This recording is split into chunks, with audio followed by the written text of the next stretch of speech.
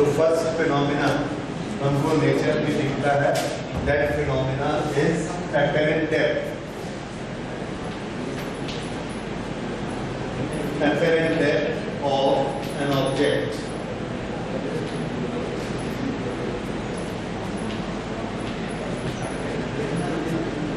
in a medium.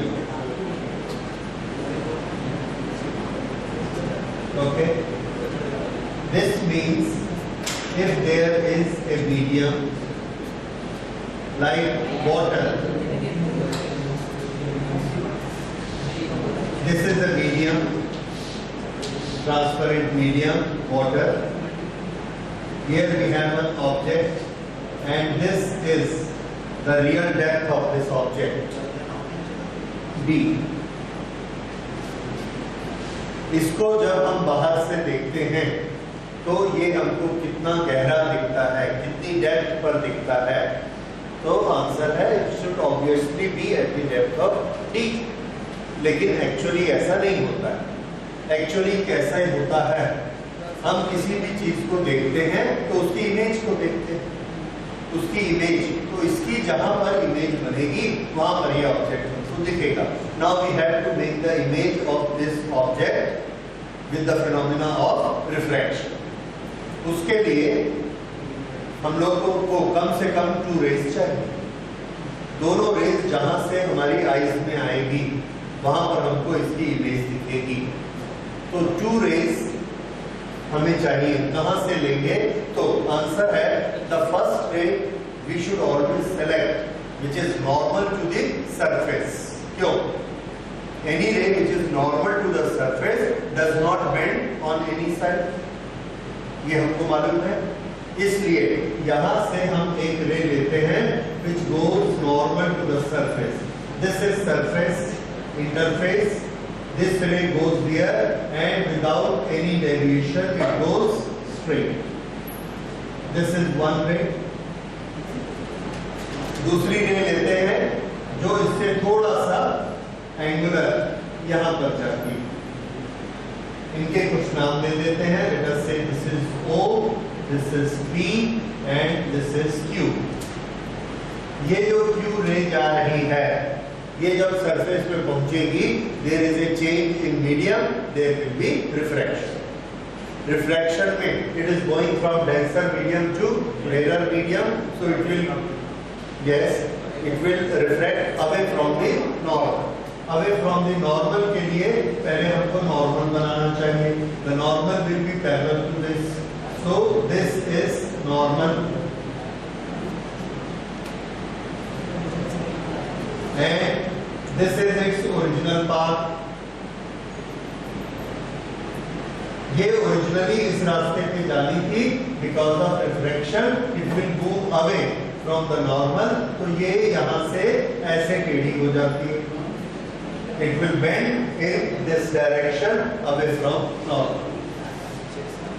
So now this is the path. Okay, ये हमारा रे diagram. अब हमको इमेज कहाँ दिखती है? The answer is दोनों रे कहाँ हैं? एक रे ये जा रही है, एक रे ये जा रही है। अपनी आईज को वहां सेट करिए। यहाँ हमने अपनी आईज को सेट किया और इस ऑब्जेक्ट को देखा। तो ये इसने इसको बैक ट्रैक किया, इसने इसको बैक ट्रैक किया और इसकी डायरेक्शन में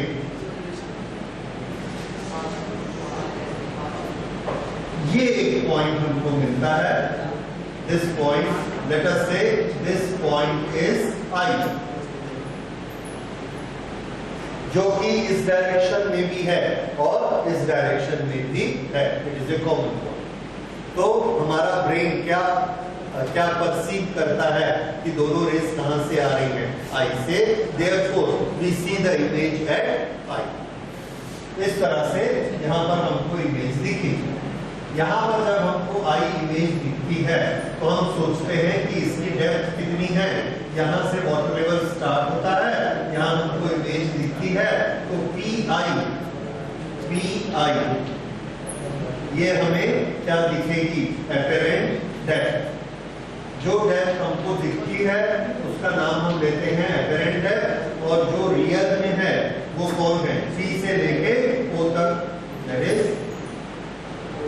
रियल डेप्थ। इस तरह से रिफ्रैक्शन होता है और अपरेंट डेप्थ उनको रियल डेप्थ से कम दिखती है। कितनी कम दिखती है? तो आंसर है जितना ज्यादा ये मोड़ेगा उतना ज्यादा ये ऊपर जाएगा। तो अपरेंट डेप्थ किस पर डिपेंड करती है कि इसका रिफ्रैक्टिव इंडेक्स, इन दोनों के बीच रिफ्रैक्टिव इंडेक्स कितना। जितना ज्यादा होगा उतना ये ज्यादा मुड़ेगी, जितना ज्यादा मुड़ेगी उतना अपरेंट ये ऊपर जाता जाएगा, अपरेंट डेप्थ कम होती जाएगी। And now mathematically we can find out what is the relation between apparent depth and refractive index. Let us say this angle is angle of incidence for this ray, because this is the incident ray which has been refracted. So this is angle I and this is angle R. ये reflect होने के बाद, okay, now if this is I, this is R, then mu of, okay, let's give the name of the medium. This is medium 1 and this is medium 2. So I write here mu is equal to sin I upon sin R, और आप मुझे बताएंगे कि ये mu के आगे में मुझे क्या लिखना है? Mu of what with respect to what? Mu of 1 with respect to, very good. क्यों? मुड़ने का काम कौन कर रहा है? 1, इसलिए ये mu किसका है? 1 with respect to 2. This is sin I upon sin R. Okay.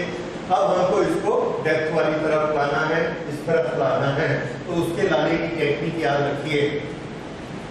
ये जो एंगल I है इसका अल्टरनेट एंगल यहाँ पर है, ये these two are parallel, this is transversal, so this is angle I, and again these two are parallel line and this is transversal, then these two are equal angles, so this is angle R. अब हमने यहाँ पर angle I ले लिया equal और यहाँ पर angle R ले लिया, तो sin I और sin R की वैल्यू हम इनसे निकालेंगे क्योंकि ये ट्रायंगल के अंदर है। बस एक छोटी सी डेरिवेशन है। sin I क्या होगा? Perpendicular upon hypotenuse, sin R is again perpendicular upon hypotenuse। तो इन दोनों को हमने ले लिया, sin I is equal to PQ upon QO, QO। This is to be divided by sin R। Sin R is PQ upon QI, PQ upon QI। Okay, इन दोनों को solve किया, PQ is cancelled and QI ऊपर चला जाएगा। This will be QI upon QO, QI upon QO। This is QI, I यहाँ और QO यहाँ। Now, if this Q is very close to P, जैसे ही Q P के पास आता जाएगा, QI की लेंथ किसके बराबर हो जाएगी? PI के बराबर हो जाएगी। एंड डायग्राम में हमने इतना बड़ा दिखाया है, अपनी आईज इतनी बड़ी दिखाई है, actually they are very close to each other. So इसी चीज को यहाँ मेंशन कर देते हैं, since Q is very close to P, Q is very close to P, then QI is equal to PI and QO is equal to PO, PO। Putting these values,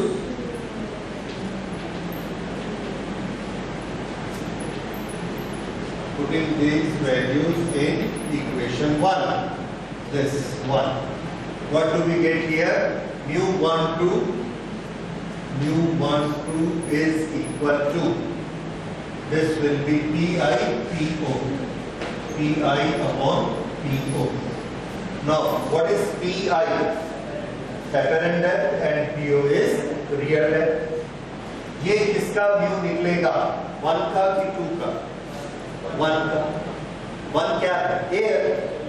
हमको air का mu निकालने में interest नहीं है, हमको interest है liquid का mu निकालने में, that is we want mu of 2, medium number 2 with respect to medium number 1। तो हम अपना फॉर्मूला लगाते हैं कि इसको अगर हमको 2 1 करना है तो इसको इन्वर्ट कर देंगे। So this will be therefore mu 2 1 is equal to 1 upon mu 1 2 and this is equal to PO upon PI and this is equal to real depth upon apparent depth.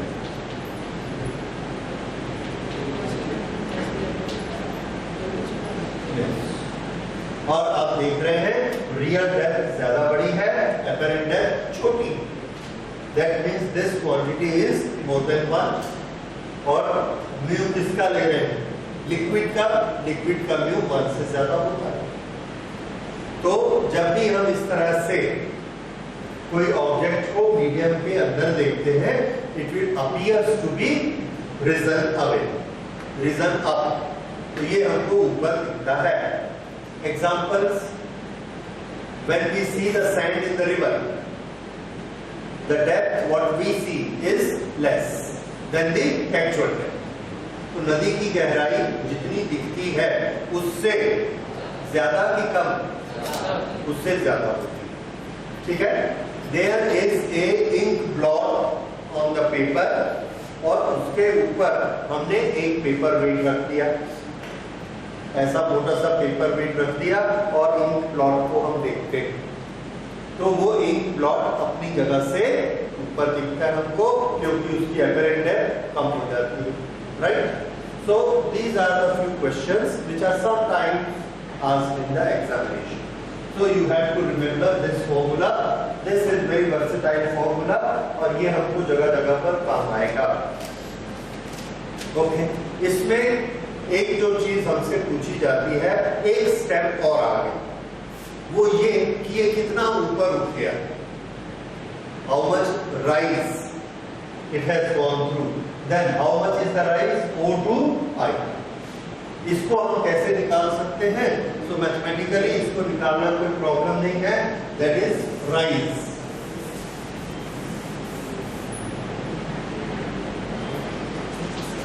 Rise या displacement, इसे ये क्या चीज है, OI, and OI is equal to PO minus PI। PO minus PI ये हमको निकालना है, और इसको हम म्यू के बेसिस पर निकाल सकते हैं। इसको आप PO अपॉन माइनस PI, इसको इससे हमको जो भी एक गिवन चीज है उससे हम दूसरा निकाल सकते हैं। जैसे PO is given to us, what is PO? Real depth। Then what is the value of PI? PI is equal to PO upon mu. तो हमने इसको रख दिया PO minus PO upon mu. अब इसमें से PO is what? Actual depth of the object। PO हमने common निकाल दिया, PO, और अंदर क्या बचा, 1 माइनस 1 अपॉन म्यू।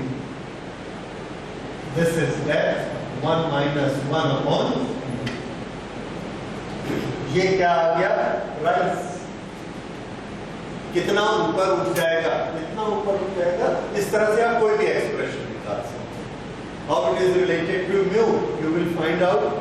देखिए म्यू जितना बढ़ेगा ये क्वांटिटी उतनी कम हो जाएगी, ये वाला ये क्वांटिटी उतनी ज्यादा हो जाएगी। And what is this quantity, this is rise. उतना ज्यादा वो ऊपर उठेगा, जितना म्यू ज्यादा होगा उतना ज्यादा ऊपर उठेगा। Okay, so this is the rise of any object. एक दूसरा फिनोमेना ये आपने क्लास 10 में पहले किया हुआ है, this is early sunrise and delayed sunset. तो ये रिफ्रैक्शन के कारण होता है, because it is due to refraction. इसको हम लोग एक बार फिर से रिफ्रेश करते हैं ब्रीफली। दिस इज अर्थ, इस अर्थ की एक्सिस यहाँ पर ऐसी है, this is axis of the earth, then the earth is rotating this way, ठीक है। ऐसे अर्थ रोटेट कर रही है, ये एक्सिस है। अगर ऐसे रोटेट कर रही है तो डे एंड नाइट ऐसे होता है। आंसर है यदि सन है और सन से जो रेज आती हैं, we appreciate, we understand that these rays are parallel to each other because they are coming from far. ये रेज कहां से आ रही है? सन से। इसके अनुसार डे ब्रेक कब होना चाहिए? ये अर्थ ऐसे रोटेट होती है। यहाँ पर जो आदमी खड़ा है उसके लिए अभी कौन सा टाइम है? उसके लिए दोपहर का टाइम है, नून टाइम, दोपहर के 12 बजे। यहाँ जो आदमी है इसके लिए रात के 12 बजे। ये वाला जब अर्थ ऐसे घूमकर हम यहाँ पहुंचते हैं तो यहाँ पर हमको पहली बार ये सन रेज यहाँ पर दिखती हैं। इस तरह से जब सन रेज हमको टच करेंगी, then that is morning break for us। ये हमारे लिए सुबह होगी। और जिस समय हम यहाँ पर हैं तब क्या है? तब रात है। टेक्निकली उस समय रात है। जब हम यहाँ पहुंचेंगे तो दिन होगा, फिर यहाँ से यहाँ दोपहर होगी और फिर यहाँ पर ये शाम होगी और जब हम यहाँ पहुंच जाएंगे तो रात को। ओके, यहाँ पर मॉर्निंग होनी चाहिए। हमारे अर्थ के चारों तरफ एटमॉस्फेयर है। दिस एटमॉस्फेयर कंटेन्स एयर और इस एयर के ऊपर वैक्यूम है, फ्री स्पेस। फ्री स्पेस और एयर, अगर फ्री स्पेस से रेस एयर में आती हैं तो क्या रिफ्रैक्शन होता है? आंसर इज यस, होता है, because air is denser then free space. पर ये रिफ्रैक्शन, मुड़ना बहुत कम होता है क्योंकि उसका रिफ्रैक्टिव इंडेक्स बहुत कम होता है, that is 1.00029। It is so small, तो बहुत थोड़ा सा मुड़ता है, उसको ऑलमोस्ट हम 1 मान लेंगे, पर मुड़ता है। So when we are here, और जिस समय रात है उस समय इस रे के ध्यान दीजिए, ये रे ऐसी गई, यहाँ पर इसको ये एटमॉस्फेयर की सरफेस मिली। This is interface. इस इंटरफेस पे ये नॉर्मल है तो इसका रिफ्रैक्शन होगा and after entering this where will it go? It will move towards normal. ये जो इसको ऐसे जाना चाहिए था सीधा, जाने की बजाय ये नॉर्मल की तरफ थोड़ी सी मुड़ जाती है, आगे जाती है। इसको एयर की सेकेंड लेयर मिलेगी, थर्ड लेयर मिलेगी, which is again denser. Denser होने से again it will bend toward normal, again it will bend toward normal और इस आदमी की आंख में पहुंच गई। इस तरह से ये रे ऐसे बेंड टुवर्ड नॉर्मल होते होते इसकी आंख में पहुंच जाती है और जब इसकी आंख में पहुंचती है तो इसको सन दिखता है, because the ray is coming from sun. तो इसको सन की इमेज दिखती है। अगर उसको सामने सन दिखता है, वेदर इमेज और ऑब्जेक्ट, हमने तो परसेप्ट कर लिया this is sun, then what he will say it is sunrise. तो यहाँ पर आदमी था, सनराइज हो गया before this. So this is the sunrise is early than actual sunrise. और ये टाइम बहुत छोटा सा टाइम होता है, it is only 2 minutes. 2 minutes. So this apparent sunrise is early by 2 minutes. The same thing happens at the sunset. यहाँ पर जब सनसेट होगा तो यहाँ सनसेट हो जाएगा, लेकिन जब हम यहाँ पहुंच गए इट इज ऑलरेडी नाइट पर ये वाली जो रे जा रही है ये यहाँ से ऐसे बेंड हुई, फिर यहाँ से थोड़ी सी बेंड हुई, फिर थोड़ी सी बेंड हुई और हमारी आईज में आ गई। If it enter our eyes, then what we perceive कि सन है। कहाँ पर है? इसको बैक ट्रैक किया, we see sun somewhere here. This is image of the sun. तो हमको यहाँ तक सन दिख रहा है, जबकि ज्योमेट्रिकली या ज्योग्राफिकली इसके बाद हमको सन नहीं दिखना चाहिए। एंड ये जो बेंडिंग होती है, what is this phenomena? Reflection. So sunset हमको थोड़ी देर बाद दिखता है and that is due to reflection. So there is a early sunrise and delay sunset due to phenomena of reflection. तो ये एक दो छोटे छोटे फिनोमेना होते हैं। अब नेक्स्ट फिनोमेना हम लेते हैं and that is total internal reflection में let us make one interface between two mediums, medium 1 and medium 2. Medium 1 is rarer medium and medium 2 is denser medium. एक चीज आप देखेंगे स्टडी करते हुए, जब भी हम डेंसर मीडियम बनाते हैं उसका मीडियम नंबर 2 भी रहता है।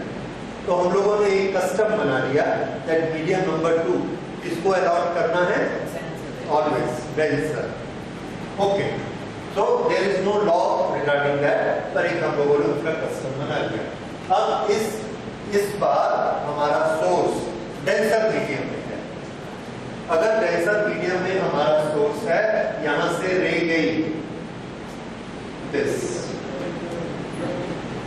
इज अवर सोर्स, यहां से रे नंबर 1 जाती है इस डायरेक्शन में, रेयर मीडियम में जाके it will move away from the normal. तो इसका जो ऐसा सीधा रास्ता है, उस सीधे रास्ते से ये थोड़ा सा मुड़ जाती है। This is angle I and this is angle R। This कौन सा एंगल बड़ा होगा? I की R? R एंगल बड़ा होगा, that is in rare medium. ये डेंसर मीडियम का एंगल छोटा होगा। ठीक है, एक चीज याद रखिए, आपने पढ़ा हुआ है Snell's law, sin I upon sin R is equal to mu of medium number 2 with respect to medium number 1। अगर इसको हम क्रॉस मल्टीप्लाई कर दें, then this will be mu 1 into sin I is equal to mu 2 into sin R। Mu 1 कौन सा medium है? First. I किस medium में बनता है? First. R this is mu 2 and mu 2 में कितने एंगल बनता है? R। ये आपने स्टडी किया था इसमें, ये this is I and this is R। This is medium 1, this is medium 2।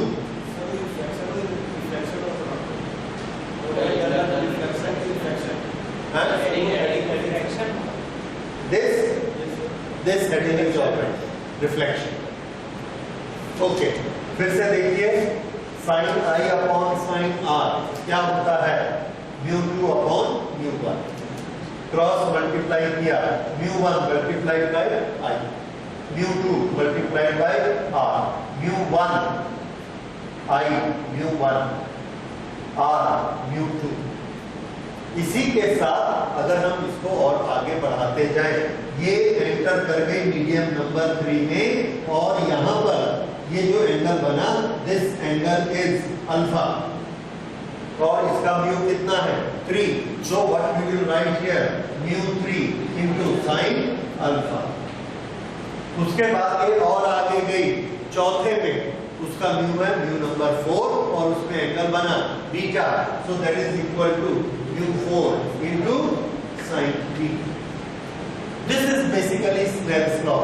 What it does say, refractive index of the medium into sin of the angle remain a constant। जितनी बार भी रे कितने भी medium में से चली जाए, पहला मीडियम, दूसरा मीडियम, तीसरा मीडियम, चौथा मीडियम, जितने मीडियम में से बची जाएगी, जितने मीडियम में से मर्जी जाए हमेशा इन दोनों का मल्टीप्लिकेशन कैसा होगा, कांस्टेंट रहेगा। ठीक है, ये है basically Snell's law.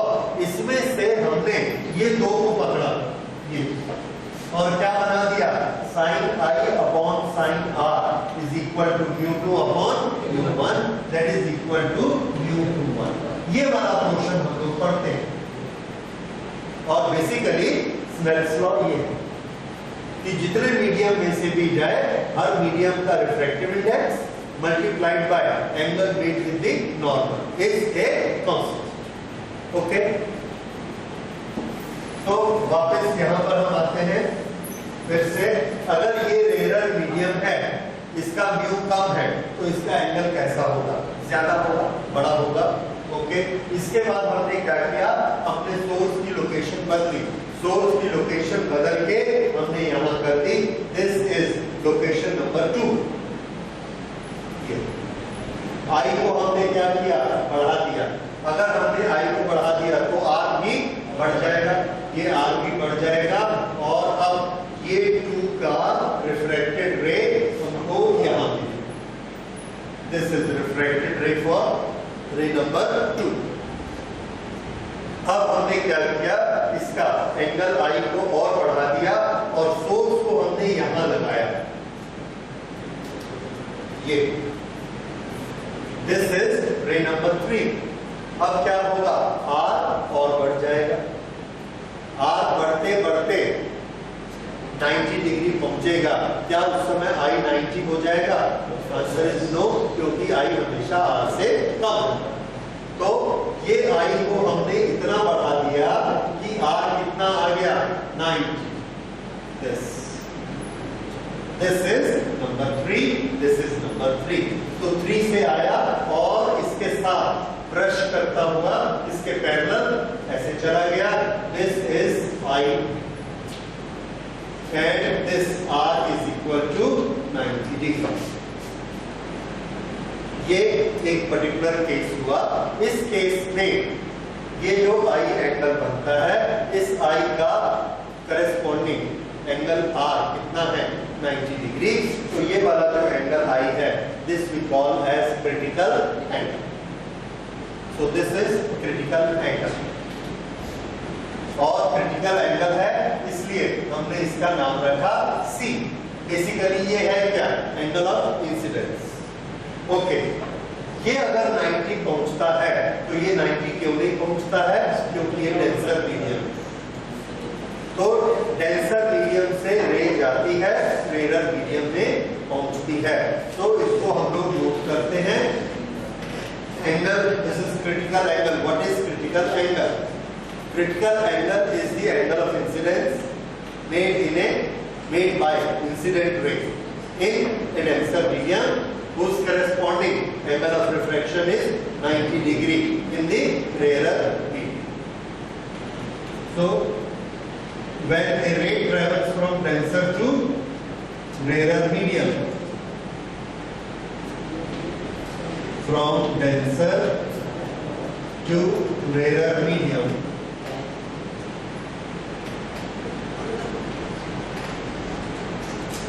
angle of refraction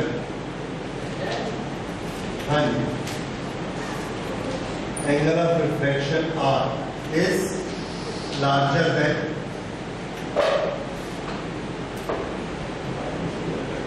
angle of incidence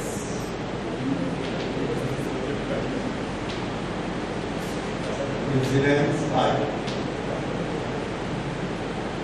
When angle of incidence is increased,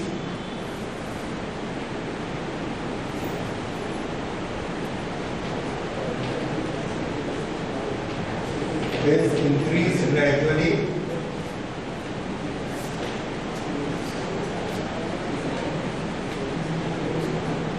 then for a particular value of I, for a particular value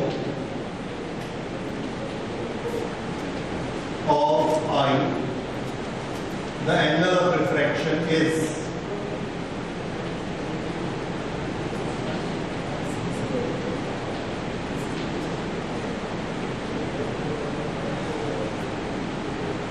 the angle of refraction is 90 degree.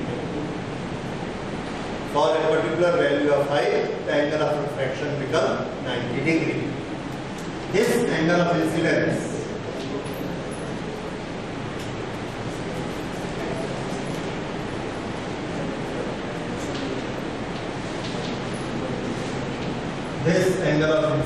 is called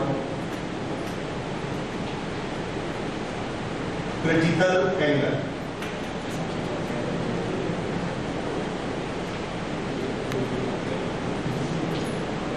किसका critical angle?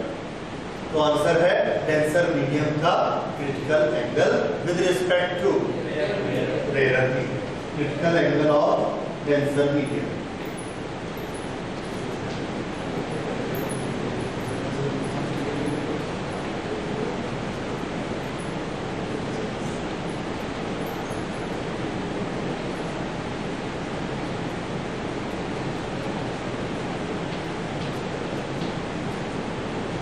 Denser medium with respect to rarer medium.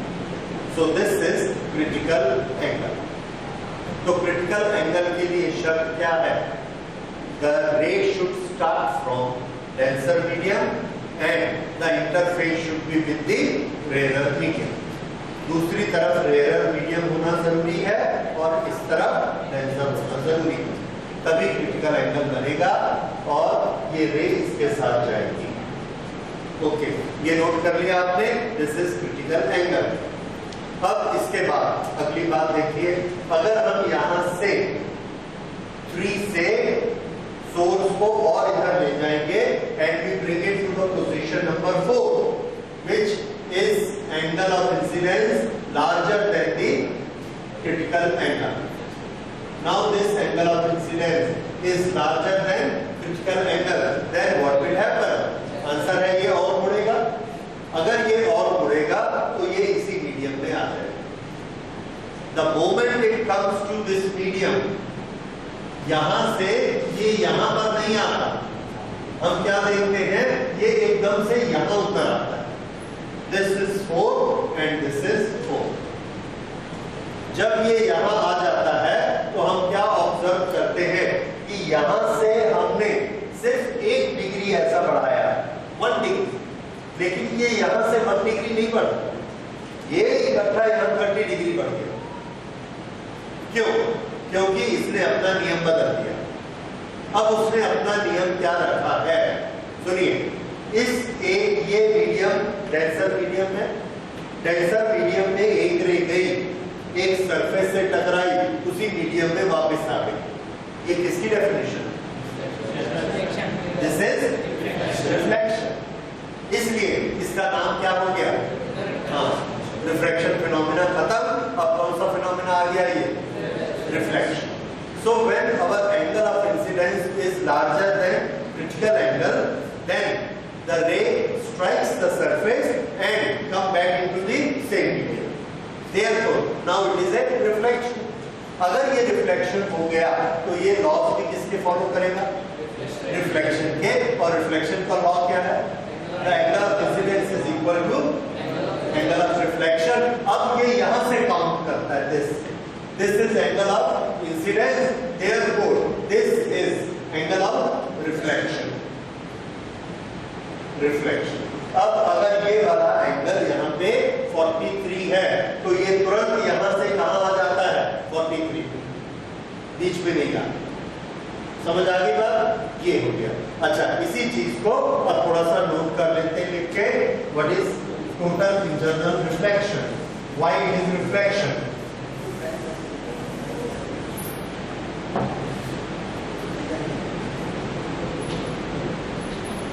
When the angle of incidence is increased,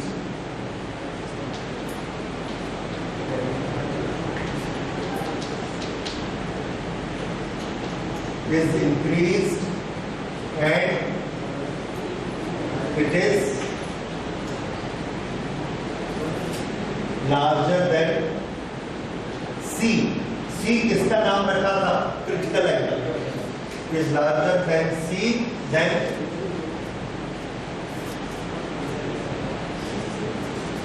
the refracted ray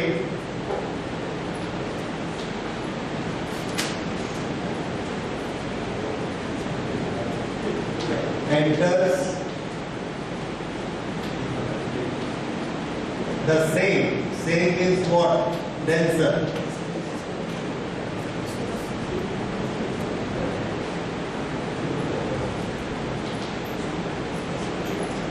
Enters the same medium. Now it is a reflection.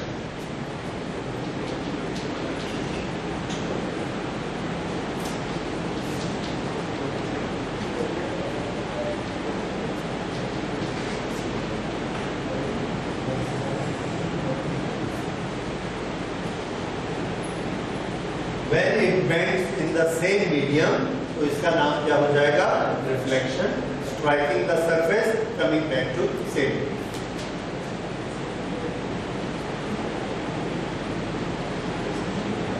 And now it follows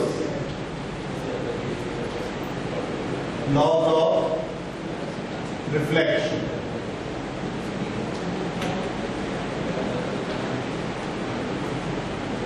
Now it follows laws of reflection.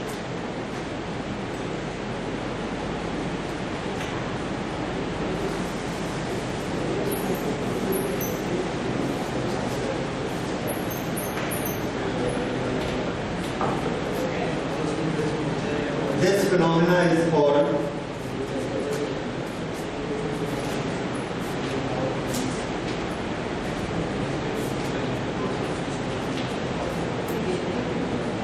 total internal reflection.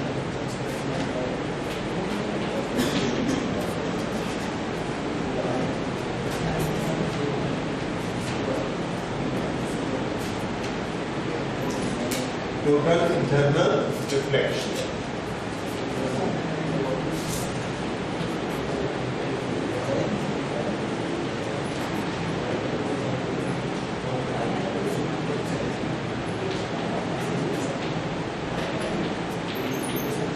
Why we use these three words, total internal reflection? याद रखिए, when we say total, that means whatever energy is going from here, the complete total energy is reflected back. जो हमारा mirror से reflection होता है, उसमें थोड़ी सी energy absorb हो जाती है और बाकी एनर्जी हमको मिलती है. एब्जॉर्ब होने से थोड़ी एनर्जी लॉस होती है और अगर हम उसमें मल्टीपल रिफ्लेक्शन करते जाएंगे, एक मिरर, फिर दूसरा मिरर, फिर तीसरा मिरर, फिर चौथा मिरर, हर बार एनर्जी लेस होती जाएगी. थोड़े रिफ्लेक्शन के बाद एनर्जी खत्म हो जाएगी and we will not be able to see the object. लेकिन इसमें एनर्जी खत्म नहीं होती है या नहीं के बराबर होती है. So that is why we get total energy after reflection. The total is for energy. Why the word internal? Because it comes to the same medium.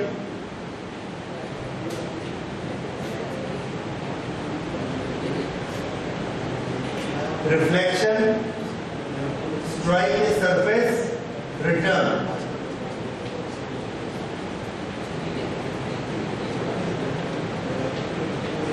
Return. So it strikes a surface and return back. That is why it is reflection. So it is total internal reflection. Why this name is given. Okay. Now we come to the angle C and refractive index. The relation between two. Critical angle and refractive index. इन दोनों का आपस में relation देखिए.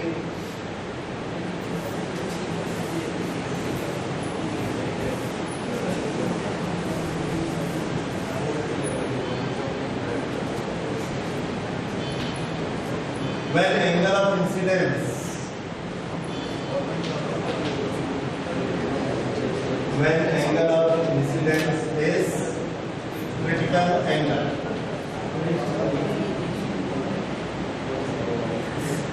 then mu of medium number 1 with respect to medium number 2 is sin C upon sin 90. Because this is sin I upon sin R. Sin I किसके बराबर है? I is equal to C and R is equal to 90. So this is equal to sin c upon 1. This is refractive index of medium number 1, rarer medium, with respect to medium number 2. But we are interested in refractive index of medium number 2. So we again reverse it, इसको invert कर देते हैं, and what this will become? Mu 2 1. This is equal to 1 upon mu 1 2, and mu 1 2 is equal to sin c. So this is 1 upon sin c. So mu of the denser medium is equal to 1 upon sin c. What is the critical angle?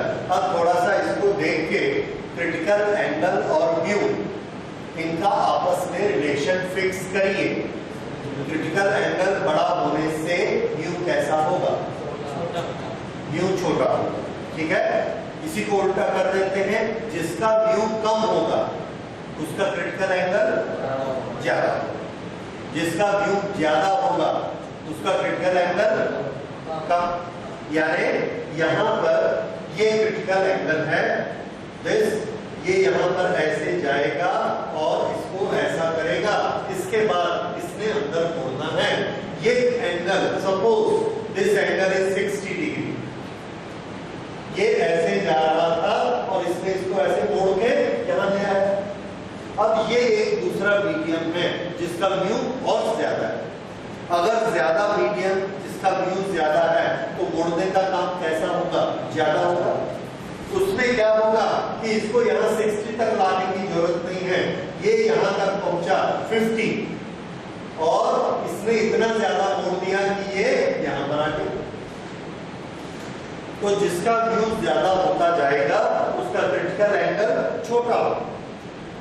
तो glass का critical angle 43 degree होता है, 43। जो diamond होता है, diamond की मोड़ने की ताकत और ज्यादा होती है। तो ग्लास के केस में देखिए, ग्लास के केस में 43 डिग्री, ये इसका C है, किसका? ग्लास का। ग्लास 43 रेज यहां से ऐसे जाती है 1-1 डिग्री पर, तो इधर कितनी जाती होगी? 47 इधर, 43 इधर। बताइए कौन सी टोटल इंटरनल रिफ्लेक्शन में जाएंगी? 43 की 47? 47 इधर रिफ्लेक्ट हो जाएंगी। ये यहां पर जो रे जाएगी वो यहां से रिफ्लेक्ट, ये मैं पिछले डायग्राम में बनाना भूल गया, ये यहां से रिफ्लेक्ट हो, ये जो यहां से जाएगी ये यहां रिफ्लेक्ट हो, इस तरह से। तो कितनी रेज इसमें गई? 47 इन द सेम मीडियम, और 43 कहां चली गई? बाहर। ठीक, अब हमने इसकी जगह डायमंड लिया, डायमंड लेके फिर से यहां से 1-1 डिग्री पे 1-1 रे भेजी। डायमंड का रिफ्रैक्टिव इंडेक्स ज्यादा है और उसका एंगल जो है क्रिटिकल एंगल 24 डिग्री, तो ये 24 और इधर कितना बनेगा? 66। अब बताइए ये कितनी रेज को अंदर भेजेगा? 66 को अंदर भेजेगा। अब यहाँ पर हमने ग्लास रखा और यहाँ पर डायमंड रखा, दोनों पे ये लाइट आ रही है। ग्लास अपने अंदर कितनी रेज को मोड़ेगा? 47 और डायमंड अपने अंदर 66। तो हम क्या देखते हैं? ये ज्यादा चमक रहा है। क्यों ज्यादा चमक रहा है? क्योंकि इसने अपने अंदर कैप्चर किया है 66 को। इसने अपने अंदर कितने को कैप्चर किया? 47। तो ग्लास कम चमकता है और डायमंड ज्यादा चमकता है, ये इसकी वैल्यू है। तो जरा नोट कर लीजिए, refractive index of water, refractive index of water 1.33। Okay, मैं इसको यहां लिख देता हूं, it will become easy for you. This will be refractive index distance, refractive index and critical angle. This is water. For water, the value of mu is 1.33 and the refractive index is 48.75 degree. Then we have glass. There are two qualities of glass. One is crown glass, that is ordinary glass, and other glass is flint glass. Flint ज़्यादा denser होता है, flint. And this is 1.52. This is 1.62. Mu is 41.14, 41.14, and for the flint glass it will be lesser. For flint glass it is 37.31. Then diamond.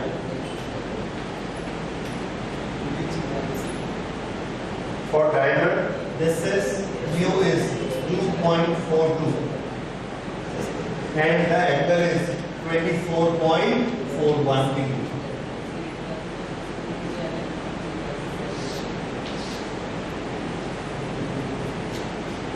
ये comparison देखिए diamond, इसलिए diamond ज्यादा चमकता है क्योंकि उसमें ज्यादा रेस अंदर जाती है।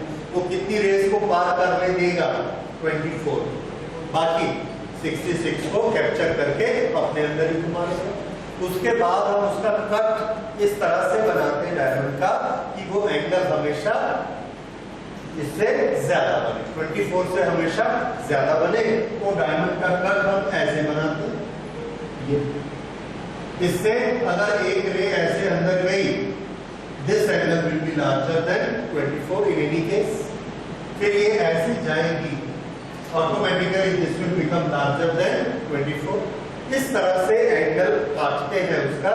कटिंग में ही डायमंड की क्वालिटी आ सकती है। डायमंड क्वालिटी होती है, it has a refractive index 2.42, पर हमको उसको इस तरह से तराशना पड़ता है, इस तरह से उसको कटिंग करना पड़ता है कि जो रेज उसके अंदर जाएगी उसका एंगल मोस्टली 24 के ऊपर ही रहेगा हमेशा। ऐसे उसकी सरफेसेस काटते हैं। उससे क्या होगा? जितनी लाइट रेज अंदर जाएंगी, अंदर ही अंदर घूमेंगी। So this is why the diamond has more shining. Okay, so this is about it. Next